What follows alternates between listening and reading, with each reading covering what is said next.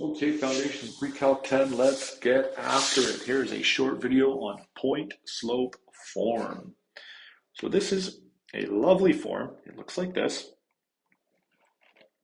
And the y and the x, just the y and the x without the subscript, those are the y and the x that we have in all of our equations, right? Slope-intercept form, we have a y and an x. Standard form, we have a y and an x. When we're done an equation, we always need to have a y and an x in it.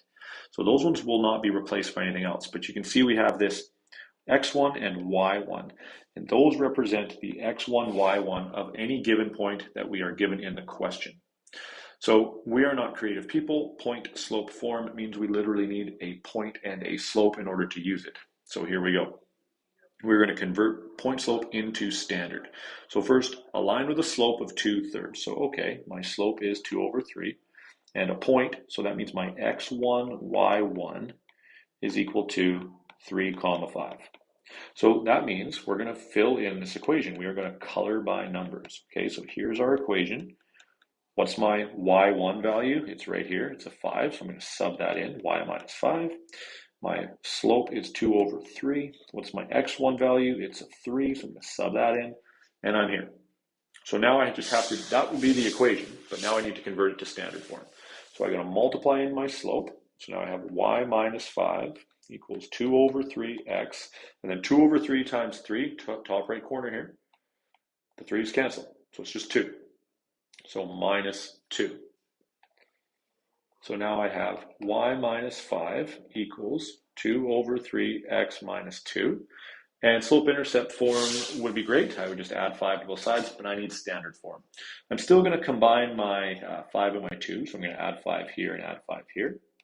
So now I have y equals 2/3x plus 3. This would be great. If we were in slope-intercept form, we'd be done. Standard form, I need x and y together, but I also need no fractions. So what am I going to do? Multiply by 3, multiply by 3, multiply by 3. And now I get 3y equals 2x plus 9. And then a little bit of algebra to get my x's and y's together. So minus 3y from that side, but also minus 9 from that side. And then both sides, obviously. So now I'll have negative 9 over here, and I'll have 2x minus 3y over here. Because, right, I'm subtracting 3y from that side, and I'm subtracting 9 from that side. So that would be standard form. And then remember this white one here is if we wanted to finish in slope-intercept form, we have it there too. So once you have something in point-slope form, it just becomes algebraic manipulation. Here's another example. Again, we're going to go all the way to standard form. So I'm not going to rewrite the equation at its infancy, but I'm going to sub in this y1 for this value here of 2. So I'm going to have y minus 2. I'm going to sub in the m for slope, so negative 3/5. And then I'm going to sub in this x1 for negative 10. But be careful here because it's minus negative 10, which means I'm going to have x plus 10. And then everything else stays the same, multiply in. So y minus 2 equals negative 3/5x minus, well, 3/5 times 10. That would give me 2. 2 times 3, so minus 6. I'm going to show you a slightly different way to do it this time. What I'm going to do is I'm going to multiply everything by 5 right away to get rid of my fraction. And that's going to give me 5y minus 10 equals negative 3x minus 30. And you'll notice here my x value is negative, and in the end I want it positive. So I'm going to get rid of the x value this time. So I'm going to add 3x here, and I'm going to add 3x here. But then I don't want that 10 there, so I'm going to add 10 here, and I'm going to add 10 here. And that gets everything where it needs to be, because that's 0, that's 0.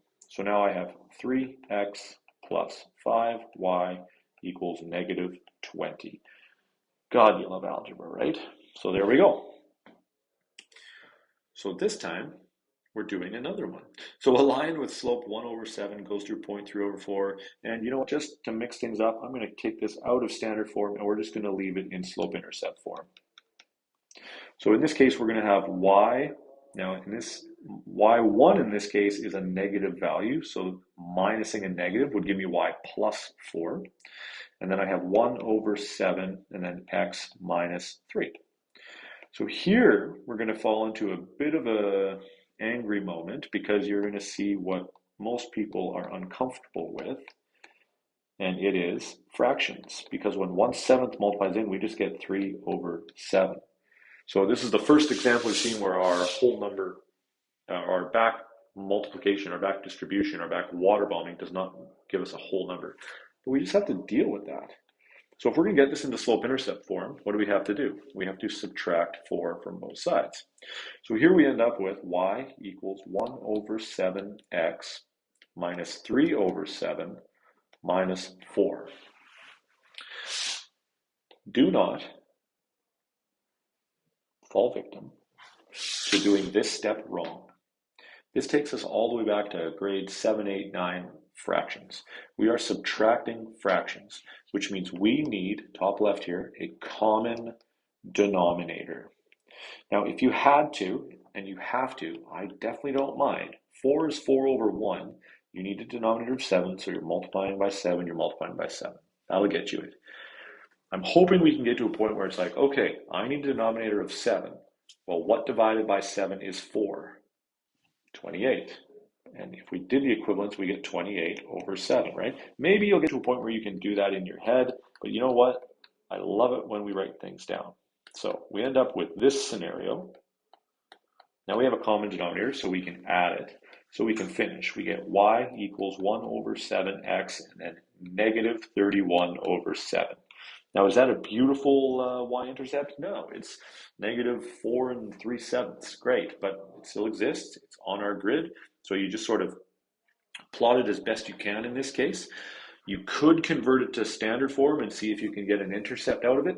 Because if you get one intercept out of it that it crosses at a perfect point, you can then just plot the slope. So you can start to get really, really strategic with how you use the different equations in different settings. And I believe I touched on that in one of the full-length videos, so feel free to have a look. So here's another one. Again, we're going to go to slope-intercept form, so we'll do one more here. And we have y minus 1 equals negative 2/5 times x minus 1. So y minus 1 equals negative 2/5x, because this multiplies in, plus 2/5. And then add 1 to both sides.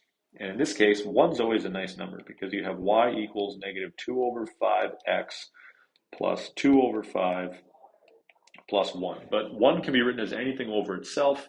We need a denominator of 5, so we can just write 1 as 5/5.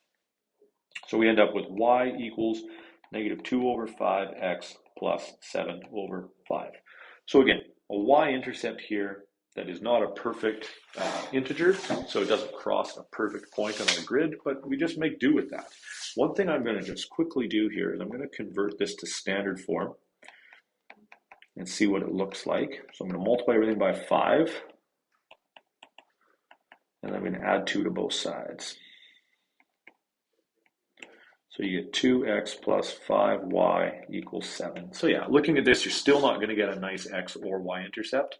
So there's no strategy you can use here other than plotting your y-intercept or any other point and writing the slope. One thing, though, that this equation does nicely is if we had to graph this, we already have a point and a slope. So if you had a grid, you could just draw the point and then map your slope, down 2/5. But this is all about algebraic manipulation of our equations. So that's it for point slope. It's also as part of section 3.1.